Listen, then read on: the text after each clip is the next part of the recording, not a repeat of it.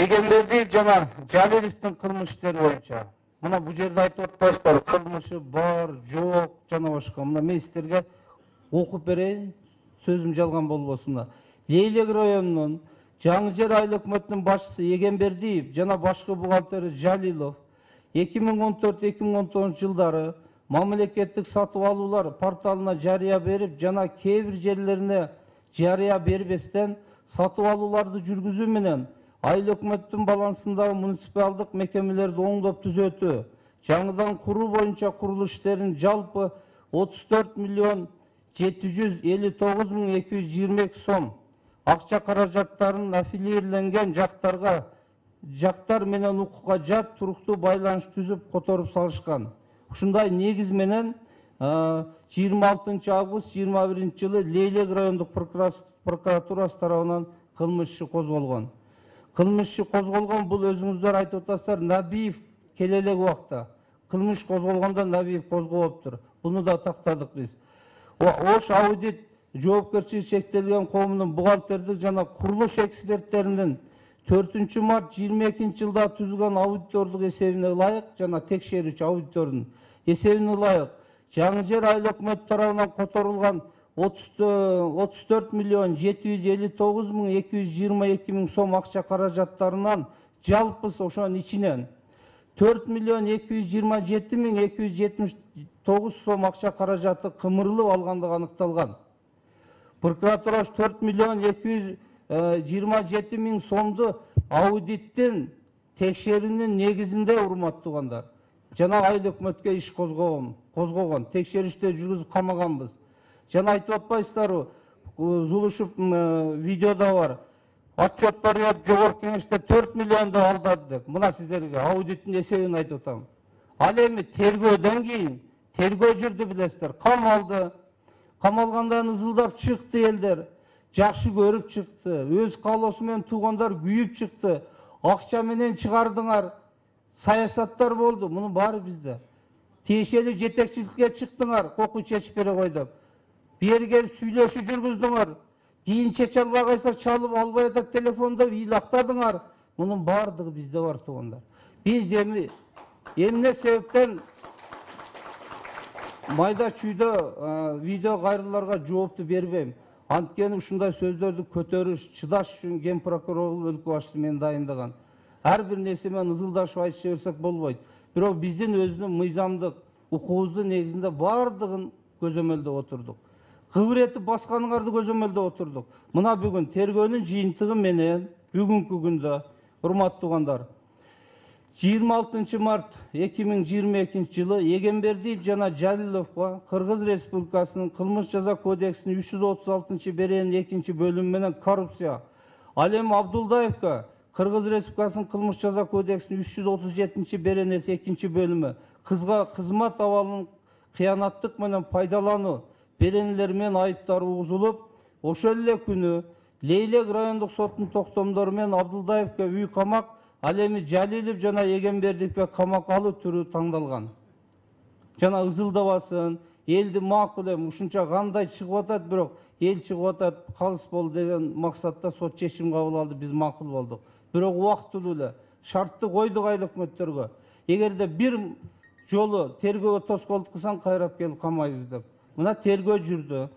Тергөөнүн негизинде соттук комплекстик курулуш техникалык жана бухгалтердик экспертизанын 30 июнь 22 жылдагы корутундусуна ылайык 1 миллион 940 мың 962 сом зыян аныкталган. Ал эми тергөө жолу менен 468 мың 149 сом зыян тастыкталган. Жалпы 2 миллион 409 мың 111 сом зыян келтирилип, бүгүнкү күндө туугандар 2 миллион 446 мың 911 сом зыян облустук прокуратурага өндүрүлдү. Жана 2 адам күнөөсүн мойнуна алып 2 миллион 246 миллионду өндүрүп берип да төлөп берип атышат. 200 мың жетпей калды.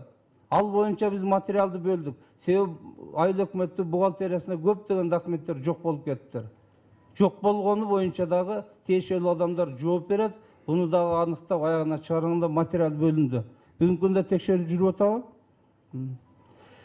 Тергөө жыйынтыгы менен 28 iyul 22-жылы кылмыш Лейлек райондук сотуна кароо үчүн жиберилген. 10 август 22-жылы Лейлек райондук сотунун судьясы Жапаров кылмыш ишке сотко караштырылганча Баткен райондук сотуна жиберген. 18 август 22-жылы аталган токтомго карата Лейлек райондук прокуратурасы тарабынан Баткен сотуна апелляция сунуштама келтирилип, бүгүнкү күндө каралууда. Сунуштама каралса, кылмыш иш кайсы районда каралары чечилет дагы эки жарандын жоопкерчилиги боюнча сот чечим кабыл алат. Ушул жерден сиздерге тактама киргизип кетейин. Журналисттин кайрылуусу боюнча Лейлек районунда аябай ызчы болдуңуздар, туурабы туугандар? Бүт Кыргызстан укту. Бир айыл, бир тууган эл экиге бөлүнүп алып, окуй күнөөсү бар, жок деген сөздөр чыгардыңыздар. Мына күнөөсү бар үчүн 2 миллиондон ашык кетти. Мен парламентте 4 миллион деп айтканым, 4 миллион иш козгогонбуз. Жеке аудиттин аныктамасы турган, ал аныктамага аудит жооп берет. Бүгүн мына тергөө жүрдү, аныкталды кайра. Мына 2 миллион 200 канча миңди төлөп берип атат. Ошол сиздер апа-апакай окуй эчтеке жок деген адамдар. Ал эми кайрылып келсек, ошол эле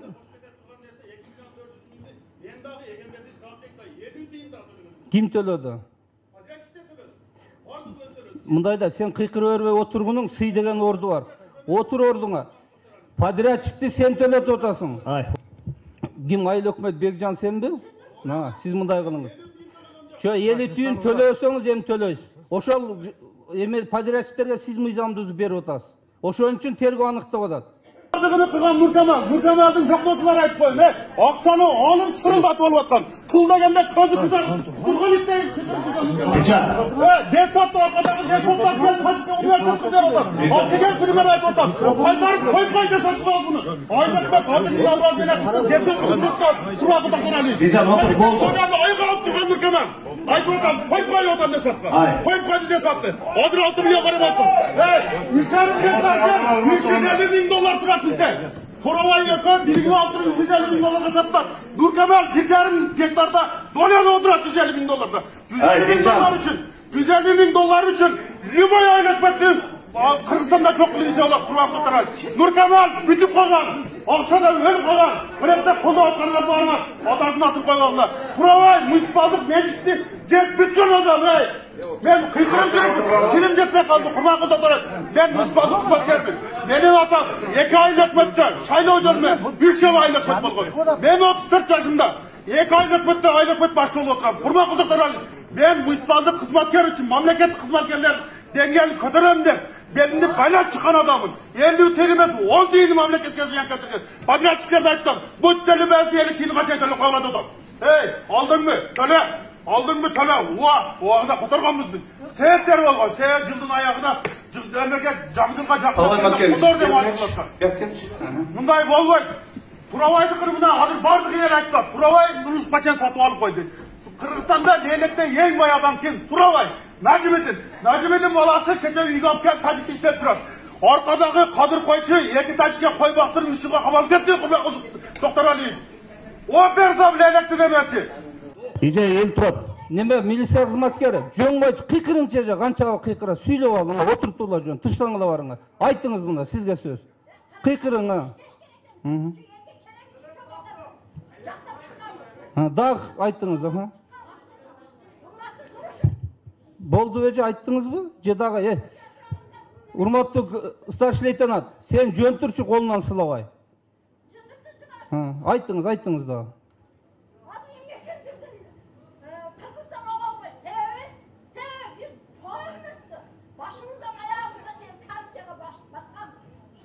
Жетинчи чакырылышын депутаты Турдиев Азбай акам. Биздин жаңы жер айыл өкмөтүндө дагы өтө чоң проблемалар бар. Бизде эмне үчүн биздин жаңы жер айыл өкмөтүндө коррупция токтобой жатат. Себеби буга түздөн-түз биздин фондун начальниги Şamşir. Kaçak sen bu ayıldı uçacak bize. Kalka bile.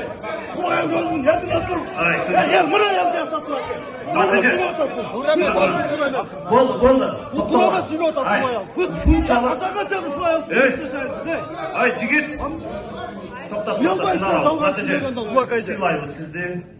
Сіздің емгегіңіз бар. Барымыз сыйлайбыз.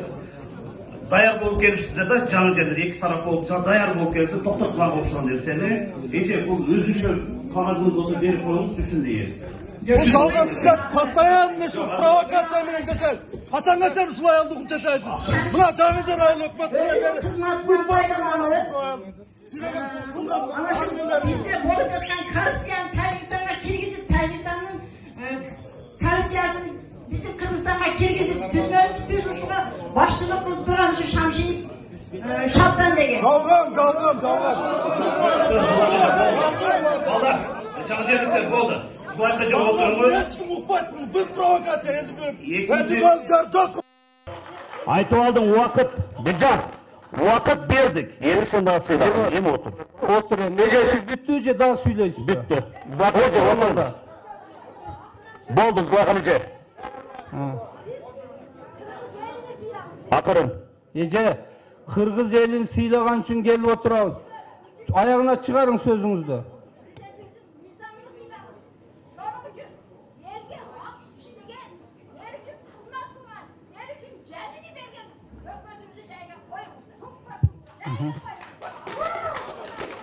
Oturunuz men mындай kılalı. Emi sizler süylödüңөр. Emi tura kalsanızlar, milisiya kızmatkerleri çara koldanat. Sый деген әр нәрсенің чегі болады. Milisiya kızmatkerleri uqtыңар mı? Süylödü, bарын uqtuq, sözü berdi. Emi biz düşündürüp bereli. Себеп башка эле отурат. Коомчулук көрүп атат. Баары кабыл болсун. Ол прокурор гана. Күнөөсүн кантип далилдедиңер айтып бериңчи мына.